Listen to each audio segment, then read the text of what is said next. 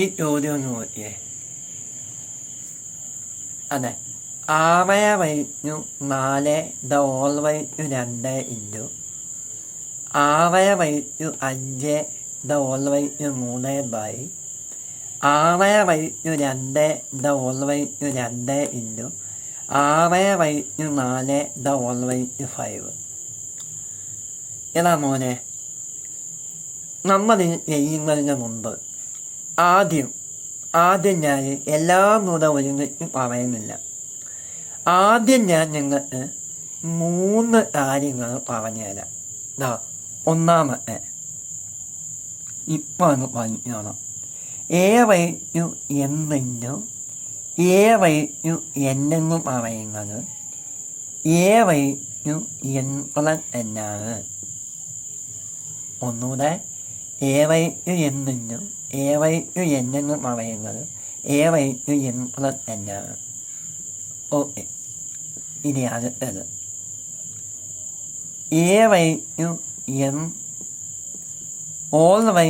എന്നെന്ന് പറയുന്നത് എന്നാണ്. ഓക്കെ, രണ്ട്. അടുത്ത മൂന്നാമത്തേനൂടെ പറയാം. അതെ, എന്നെന്ന് വെച്ചാൽ എന്നാണ്. ഈ 3 ഇക്വേഷൻ നിങ്ങൾ ഓക്കെയാണ്. എന്നാൽ നമ്മൾ ആദ്യം ചെയ്യേണ്ടത് ഈ ഒന്നാമത്തെ കാര്യം നമ്മൾ അത് ചെയ്യാം. ഏതാ? 6/4 എന്ന് പറയുന്നത് എങ്ങനെയാണ് ഇളക്കുന്നത്?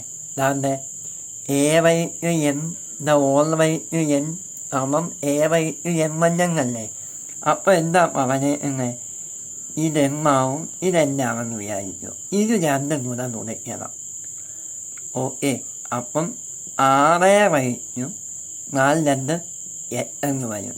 ഇൻറ്റു അടുത്ത നോക്കിയേ, 6/5 അപ്പം എന്ത് വരും? 6/15. എളുപ്പമാണ്. എന്നാൽ ഇതൊന്നുമില്ല. അടുത്ത 6/2 ഇത് 4. 6/4 ഇൻറ്റു ഇതെങ്ങനെയാണ് വരുന്നത്? 20. 6/20. ഇനി ഒന്ന് നോക്കിയേ, ഇതെങ്ങനെയായി? എന്നെങ്ങായി എന്നോ? എന്നായി. അപ്പം എന്നാണ്. അതായത് ഇതും കൂടെ കൂട്ടണം. 6/23 ബൈ 24 24. 6/24. എന്ന് പറയുന്നത് മൈനസ് ഇവിടെ ഉറക്കുക. 24 23 പോയാൽ 1 വരും അല്ലേ?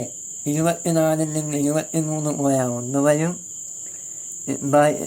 ബൈ 6 വരും. അപ്പം 1/6 ഇതിൻ്റെ ആൻസർ. 1/6 ഇതിൻ്റെ ആൻസർ. ഇനി നമുക്ക് ഡിഗ്രി പോലുള്ള പരീക്ഷയിൽ ചോദിച്ച ചോദ്യം ഇതേപോലെയാണ്. പക്ഷേ ചെറിയൊരു വ്യത്യാസമുണ്ട്. നമ്മൾ ആ ചോദ്യം ഒന്ന് ചെയ്ത് നോക്കാം. ഓക്കെ, ഈ ചോദ്യം ഒന്ന് നോക്കിയേ. ഇത് നമ്മൾ അതൊന്നും ഇട്ട് നമ്മൾ ഇവിടെ ചെയ്യാൻ പറ്റില്ല. എന്താ?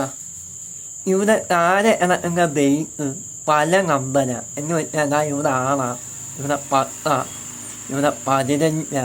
ഇവിടെ താഴെ നോക്കിയേ 5, 3, 2. അപ്പം നമ്മൾ ആദ്യം ഇങ്ങനെയുള്ള ചോദ്യം വരുമ്പോൾ ആദ്യം നമ്മൾ എന്ത് ചെയ്യണം? ബേസ് ഒരേപോലെ എഴുതാൻ നോക്കണം. നമ്മൾ ആദ്യം ഒന്ന് ചെയ്യാം. ഏതാ മോനെ? ആദ്യം കിടക്കുന്നത് 6ൻ്റെ ഉയരങ്ങ. ഈ 6ൻ്റെ ഉയരവിനെ നമ്മൾ എങ്ങനെ എഴുതാൻ പറ്റും? ഈ 6നെ എങ്ങനെ എഴുതാൻ പറ്റും? 2 3 ഉയർ എന്ന് എഴുതാൻ പറ്റും അല്ലേ? 2x3 ഉയരം എഴുതി കൂടെ. ഇത് നിങ്ങൾക്ക് മനസ്സിലാവാനാണ് ഞാൻ ഇങ്ങനെ എഴുതിയത്. എന്ന് വെച്ചാൽ ഈ 2 കൊണ്ട് ഈ 3നെയും ഈ 2 കൊണ്ട് ഈ 2നെയും തുണയ്ക്കണം. അതായത് എങ്ങനെ എഴുതാൻ പറ്റും? അതെ, 2നെ 2 കൊണ്ട് തുണയ്ക്കണം. 2/2 ഇൻറ്റു 3/2 എഴുതാം. ആദ്യം നമ്മൾ ഇതേപോലെ ബേസ് സെയിമാക്കാണ്. ഓക്കെ, അത് 10/4 എങ്ങനെ എഴുതാം? പറ. 5x2 എഴുതാം. അതായത് ഇങ്ങനെ എഴുതാം അല്ലേ? 5/4 ഇൻറ്റു 2/4 എഴുതാം അല്ലേ? ഇനി 15ൻ്റെ ക്യൂബിനെ എങ്ങനെ എഴുതാം? 15ൻ്റെ ക്യൂബിനെ എങ്ങനെ എഴുതാം? ഞാനിനി മൊത്തം ഒന്നും എഴുതി വെക്കുന്നില്ല. നോക്ക്. 3 15. ഇവിടെ 3 അപ്പം 3 ഇൻറ്റു 5/3. ഇത് 3 അംഗമായി. ഇതിനെ എങ്ങനെ എഴുതാം? നമ്മൾ ഒരുമിച്ചാക്കാം. 2/2 ഇൻറ്റു 3/2 ഇൻറ്റു പിന്നെ 5/4 ഇൻറ്റു 2/4 ഇൻറ്റു ഇനി അത് 3/3 ഇൻറ്റു 5/3. ഇനി താഴെ നമ്മൾ അതെ 2 ഇവിടെ ഉണ്ട്. അതുകൊണ്ട് താഴെ നമ്മൾ അതുപോലെ അങ്ങ് എഴുതാം. 2/4 ഇൻറ്റു 3/5 ഇൻറ്റു 5/6. ഓക്കെ, ഇപ്പം ഏകദേശം ഓക്കെയാണ്. എന്നാൽ ഇനി നമ്മൾ ചെയ്യേണ്ടത് നമ്മളെ ഇക്വേഷനകത്തോട്ട് പോകണം. അതായത് A/n ഇൻറ്റു A/n ഈ ഒരു പരുവത്തിലാക്കി എഴുതണം. അതിനെന്താണ് നമ്മൾ ചെയ്യേണ്ടത്? 2ൻ്റെ ഒരു പെയർ ഇവിടെ കിടപ്പുണ്ട്.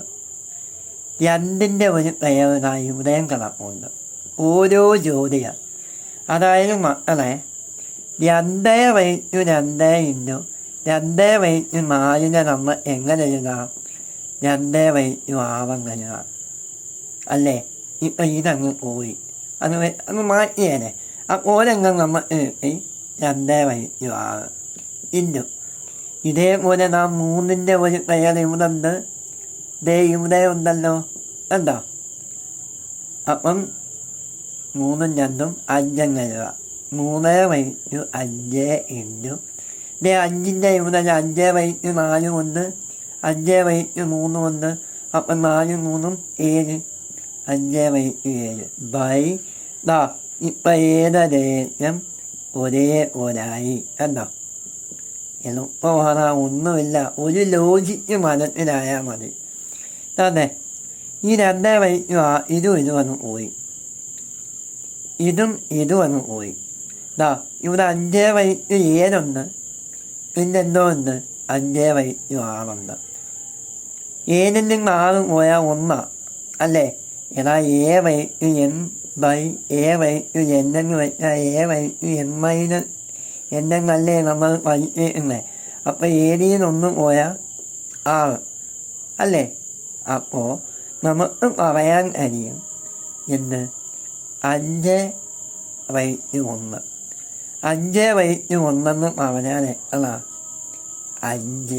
ചിലപ്പോൾ ചോദ്യത്തിന് ഇങ്ങനെ ആയിരിക്കും ഓപ്ഷൻ വരുന്നത്, അല്ലെങ്കിൽ ആ ചോദ്യത്തിന് ഇങ്ങനെ ആയിരിക്കും.